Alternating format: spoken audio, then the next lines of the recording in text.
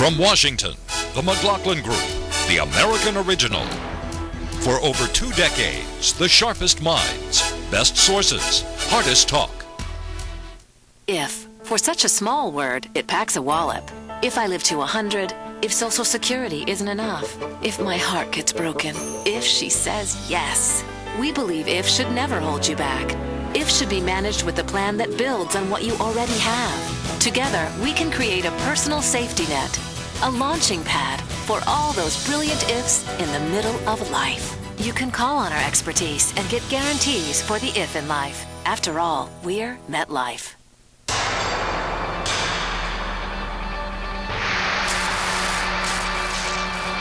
We've provided a platform for success for some of the most respected companies in the country.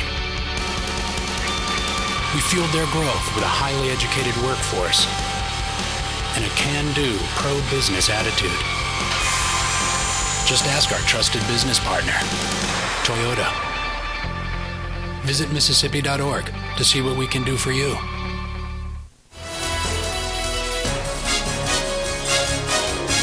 Issue 1, day 100 versus day 200. After 100 days, I'm pleased with the progress we've made. But I'm not satisfied. I'm confident in the future, but I'm not content with the present. April 29, 2009, the 100th day of his presidency. Coordinate your care throughout. Just 3 months ago, April 29, Barack Obama's reservoir of political capital seemed inexhaustible. His approval rating, 63%, the best 100-day approval rating since Ronald Reagan. Healthcare, 51% for his handling of the tender issue of healthcare. Economy, 60%. For his handling of the economy. Budget deficit, 50% for his handling of the $1.8 trillion budget deficit. Well, that was then, and this is now. Next week, Mr. Obama will cross the finish line of his second 100 days, and he will cross that line limping, not striding. His approval rating is now hovering just above the midway mark at 54%, down from 63% in 3 months. That's his best news. Healthcare. His approval rating is now 42%, down from 51% in 3 months. Economy. His approval rating on handling the economy is now 38%, down from 60% in 3 months. Budget deficit. His approval rating is now 38%, down from 50% in 3 months. Question, why has Obama's job approval rating dropped so precipitously? Is there a generalized lack of confidence growing? Pat Buchanan. There is indeed, because Obama's perceived to have failed by now, John. The stimulus bill passed, and nobody believes it works, and everybody believes it's a boondoggle. Secondly, the cap and trade, another big policy thing that came through the House, has no chance, apparently, to get through the Senate. Third, on health care, his biggest project coming along. People are peeling off left, right, and center. He's not going to get any progress before August. A lot of folks think it'll be, the major bill will be dead by the fall. I think what's happened, John, is Obama's still personally well liked, but the people thought here was someone who really represented something different, real change, somebody who could work through the center. And they've come to believe that these are tax and spend liberals just like the guys that went before him. And I think he's sinking, John, and it is hard to see anywhere where he's going to have any great gain. This economy has got to turn around for him, or his party's going to lose 40 seats in 2010. Well, he needs a victory, and he actually got one on Friday when the House of Representatives overwhelmingly approved more money for the Cash for Clunkers program, which has been an overwhelming success. They exhausted the federal money in 1 week after people can. What's all that, clunkers? Well, it's not people, John, fortunately. It's cars. If your car gets under a certain number of miles, you can trade it in, get a nice rebate to get a new car. So and the Ford Focuses are flying. The right. Ford Focuses are flying out of the showrooms. But look, to take the rest of your critique, this is a work in progress. I think when we look back, we will see that the recession probably officially ends this summer, but it'll be a long time before those jobs come back, and the president is paying the price. On health care, he is going to get some bill before this year is out. It may not be everything he wants. Clinton, which was the last serious attempt to get health care reform, didn't even get a bill to Capitol Hill until November of that year. So he is making progress. But there are lots of targets here for the other side, and now we're going to see over the August recess whether the vaunted Obama machine can counter all the attacks from the other side about creeping socialism and all the rest of it. There has been a major slippage in public support for Obama, not just in job approval, but also issue by issue, health care, the economy, budget deficits, taxes. And there's also been a slippage in his numbers in terms of trust, confidence in him, whether or not he's a trustworthy politician. Now, his numbers are still relatively stable there, but they are coming down. And I think the real problem is that when he campaigned as a candidate whose positions and the way he articulated how he wanted to bring this country along actually belied his radical left-wing voting record in the Senate, where he was the most liberal senator. He campaigned essentially as a moderate, John. Now that he's governing from the far left. He has allowed the far left in the Congress, Nancy Pelosi, Barney Frank, to write the economic stimulus, which has failed, to write health care, which is going under, and to take control of the cap and trade, which is tantamount to the largest tax increase in the history of the world. So by allowing the far left to dominate his presidency, which is where he is ideologically anyway, there's a huge discrepancy between public in a year or so's time when the congressional elections come up, it's the economy is stupid. Already the economy is looking a lot less bad than it did 3 months ago. We're not talking about the collapse of the financial system anymore. That's Bush and Obama. The economic figures that came out today are a lot better than people expected. And ultimately the question is going to be how quickly do the jobs come back? They aren't going to come back in 3 months. It's going to take a year and a half, and if they come back or longer, if it takes longer, he's in real trouble. If they come back, he'll be fine. You know, ironically, what has hurt this president the most was his wading into the controversy over Henry Louis Gates, because it made Republicans, who there were still some giving him the benefit of the doubt, it made independents think that he somehow had his thumb on the scale in favor of minorities. Let's take a look at that. Okay, brouhaha. 2 weeks after the arrest of Harvard professor Henry Louis Gates, President Obama hosted Professor Gates and the arresting officer, Sergeant James Crowley, at the White House with beer and pretzels. So Sergeant Crowley of the Cambridge, Massachusetts Police Department took questions from the press.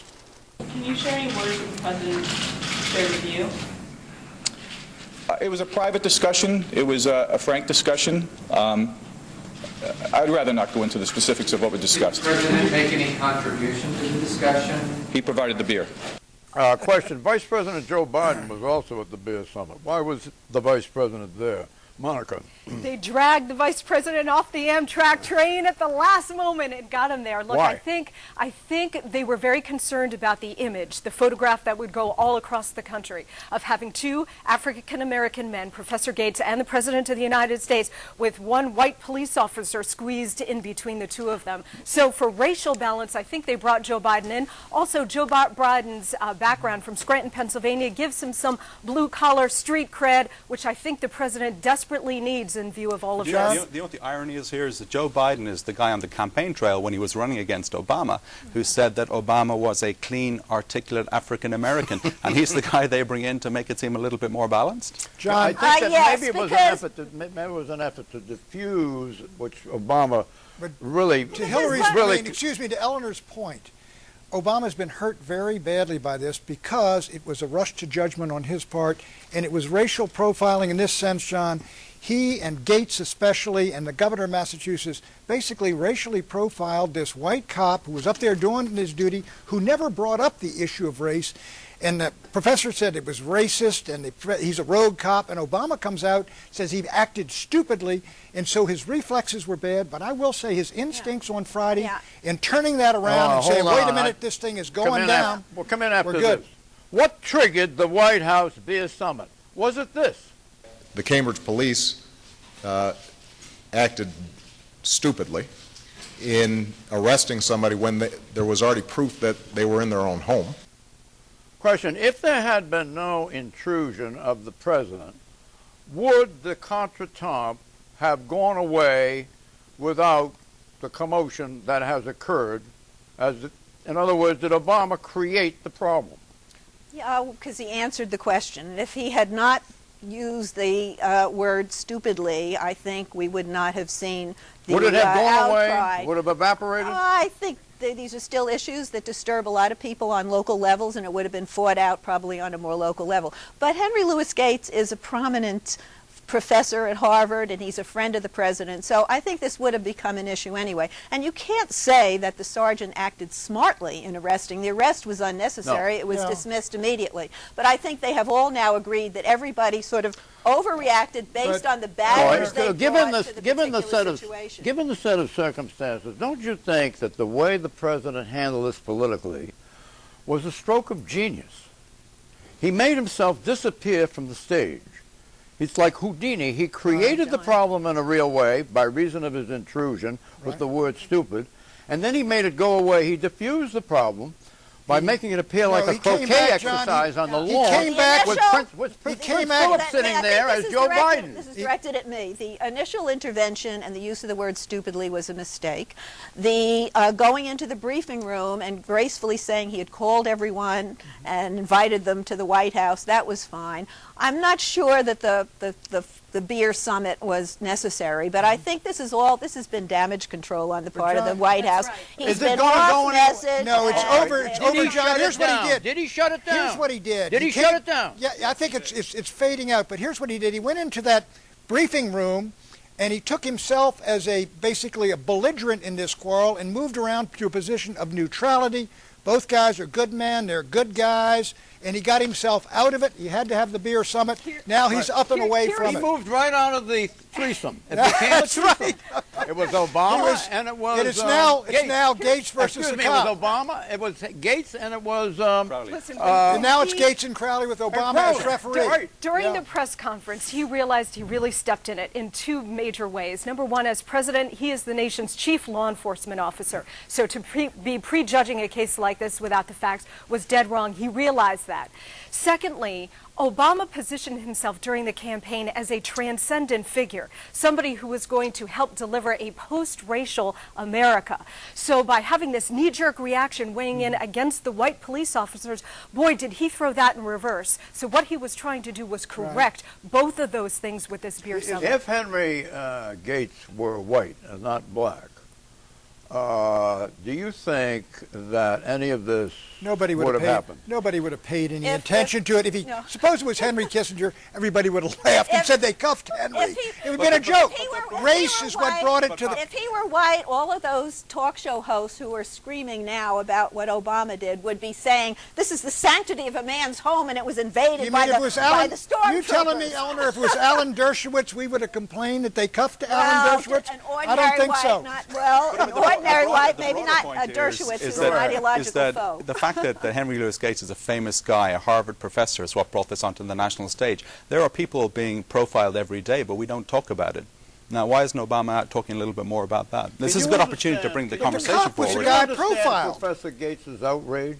They brought him to the police headquarters. They photographed him, correct? You know, when I came to the States, the first thing people told me was, don't argue with cops because they don't like when you argue with them. I don't know what happened, but I'm always more careful in the States when I'm talking about cops than I am somewhere else. The final question before we go to the exit question is the performance of the sergeant at the press conference. Right. Was it flawless?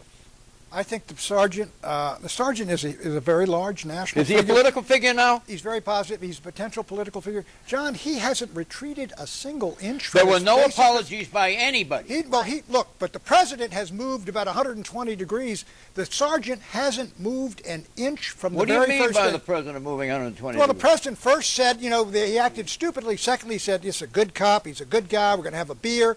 Originally, he suggested that maybe the sergeant was right. You're not giving Obama the credit he deserves. I am giving Having him credit. this mess on his hands, he managed to extract himself right out of the picture. Well, that's what I said. He moved around to a position of neutrality. It became suddenly Gates versus Crowley. And brilliant. You haven't seen anything like that since the Nixonian days. Well, it was Nixonian in his original move and in his later move. I mean, the layout of the whole thing, the lawn, bringing Biden in, the further diffuse, anything like Obama being pivoted against them. He wishes he had never done it, I can tell you that, John.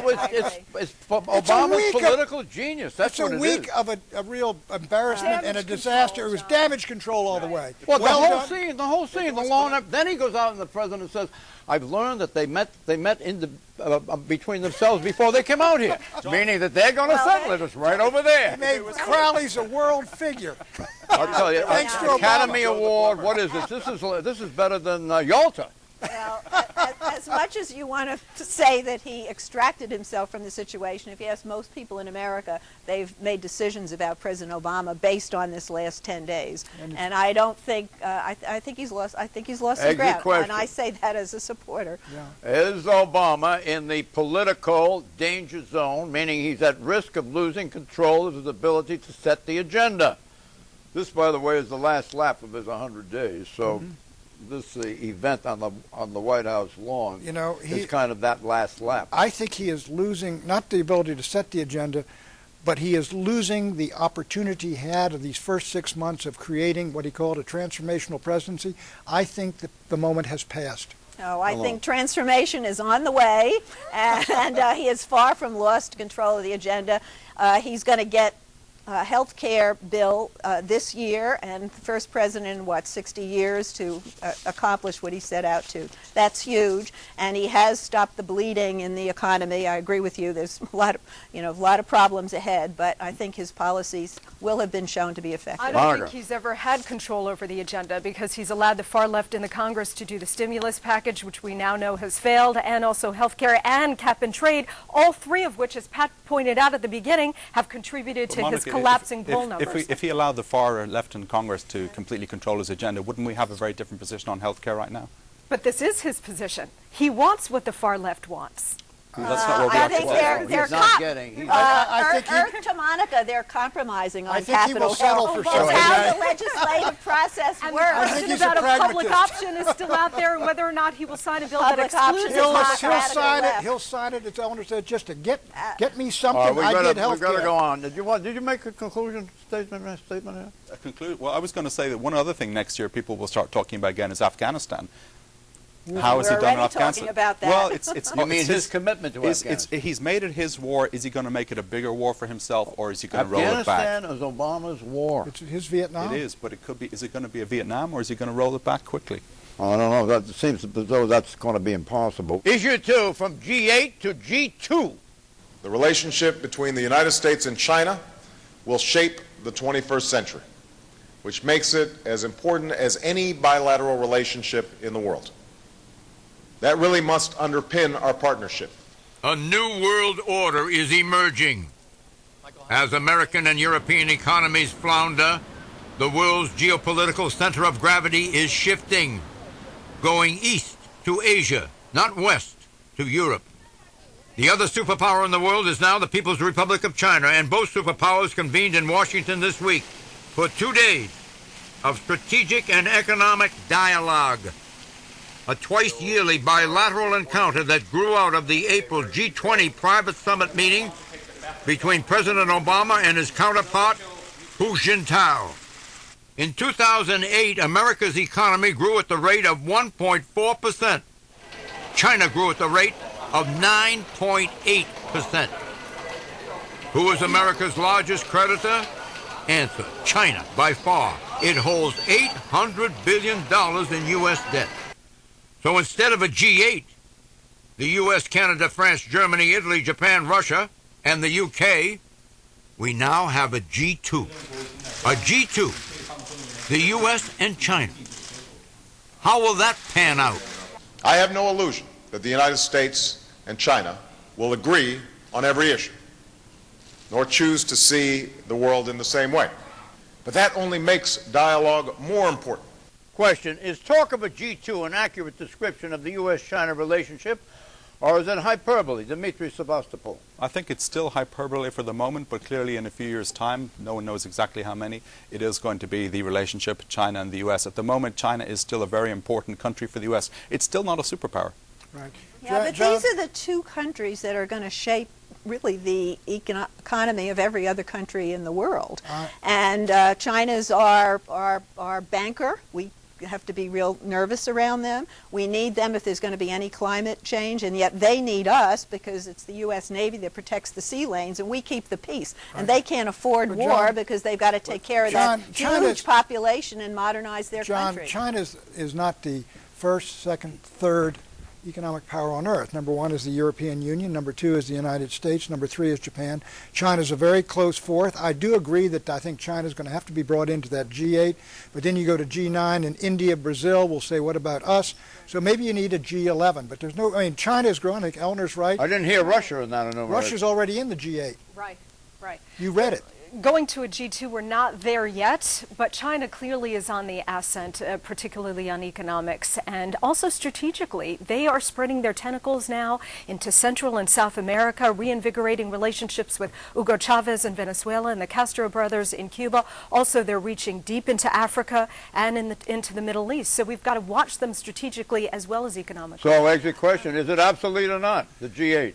No, it's not. No, it's not, but it's going to have to be slowly enlarged to include China and India and probably Brazil. Oh, yeah. I'm not advocating a G2. I'm just saying, though, that China and the U.S. have to be partners in a lot of areas. Absolutely. I totally agree. You see, by the way, the Vice President of the United States is encouraging the China-U.S. relationship. She deserves a lot of credit. She was over there earlier. No, the Secretary of State. Excuse me, the Secretary of State. Right. Mm-hmm. There has been renewed interest in Asia since Barack Obama came to power. Hillary Clinton has been to Southeast Asia twice. Obama's going to go to Indonesia and China later this year. I think you're going to see a lot of attention on the region. Is the EU passé? I don't think so. If it is, where am I going to go? Listen, John, and where he's going to Hong Kong as the bureau chief of the Financial Times. Dimitri's our man in Hong Kong. The EU is essential for running the world's economy. It's number one. The EU is huge on trade. The problem the EU has is that its foreign policy is not aligned. When it comes to foreign policy, each country is still all over the place. Are you going to tell that to Phil Stevens, who says it's the Switzerland of the world? I will. I'll tell him that now. Issue 3, leaving Las Vegas. Viva Las Vegas. Viva Las Vegas. You can't go take a trip to Las Vegas or go down to the Super Bowl on the taxpayer's dime. No more Wayne Newton. No more Cirque du Soleil. No more Celine Dion. For the employees of the U.S. federal government, President Obama's criticism goes beyond corporate executives who went to Las Vegas after accepting U.S. Treasury bailout funds. 3 of President Obama's cabinet departments, Justice, Agriculture, and Homeland Security, are directing federal employees not to host meetings, conferences, or conventions in 3 cities: in Vegas, in Reno, both in Nevada, and Orlando in Florida. Instead, the feds are pushing cities like Denver, St. Louis, and Chicago. A private sector conference planner from Las Vegas got the message from the FBI. The Wall Street Journal broke the story. Why the move out of Vegas, Reno, and Orlando? President Obama wants to improve his administration's public image by demonstrating a frugal sensibility, especially during this time of economic woe. So, no spas, no resorts, no gambling meccas for federal employees. The White House claims that this is not a blacklist, but not everyone is buying that. We have Rahm Emanuel, the chief of staff for the White House, telling the government that there should be no formal or informal, no official or unofficial blacklist.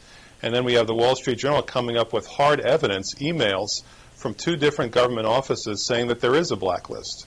We've got to get this straight. But looking frugal is not the same thing as being frugal. The average room rate for 3 approved cities, Chicago, Denver, and St. Louis, is $99.33 per day. The same rate for Reno, Las Vegas, and Orlando is collectively $86.74 per day. The U.S. Travel Association says the policy could not come at a worse time. Quote, in the quest to demonize travel, we're killing jobs. Question, what's the real agenda here, and why the secrecy and the apparent double talk? Dimitri, what do you think? It's a classic case of Washington optics getting in the way of rationality. You should go to the cheapest place. You shouldn't be banning cities just because they look bad. They were keeping quiet this whole prohibition on Vegas and the selection of Chicago and the 2 other cities. Do you think Rahm Emanuel from Chicago and the President of the United States from Chicago had anything to do with trying to steering Vegas business to Chicago? I don't know, but I wouldn't like to be campaigning in Vegas next year if I was the president. Well, there's a lot of, this looks like it's part urban myth, and apparently it extended back to the Bush administration, and it's about not wanting to be seen sending federal employees to have fun at the taxpayer expense. And Senator Harry Reid, the Democratic leader, who's from Nevada, has introduced the Defense of Resort Cities Act. Yes. Right on. So whatever ban may or may not have existed will soon be gone. Senator Reid's running for re-election. Clawing at each other, the Democrats, right? Yeah, John, that is the Defense of Harry bill that he's introduced. But look, what are you going to go to New Orleans? What do folks do down in New Orleans? How about, is South Beach okay for everybody? For heaven's sakes, I think this is preposterous to rule out Reno and Las Vegas. Well, and I think during the Bush administration, Homeland Security gave it sort of a patina that you shouldn't go to these three cities. But I don't know that they're any more vulnerable to terrorists than Miami or San Francisco or any place else. Frugality is what they want to impress people with. Did the First Lady carry a handbag which was inordinately costly? Something like $6,000? It was a knockoff of a $6,000 Oh, it was a knockoff. Oh, I'm glad Pat follows these things, because I wouldn't have known. Oh, I researched this deeply. What about Hoshua? You want to get into that? Down. Speaking of travel, I mean, Obama went out there and said, don't take private jets, don't go to these cities for business travel, but then he had no problem taking his wife on a $500,000 date night to New York City a couple of weeks ago on Air Force One, which is the ultimate private jet. Look, you can't. Monica, no American he didn't go to Vegas or Orlando. No, and maybe he should have. Forced calculation. How much damage from the beer story to Barack Obama? 7 out of 10. I'm going to give it a 4. Short term, painful, but it'll go away. 8 out of 10. Really? Yes. 3 out of 10 people have short memories. 3 is right. People have short memories. Don't forget to follow us and tweet us on Twitter. Bye-bye.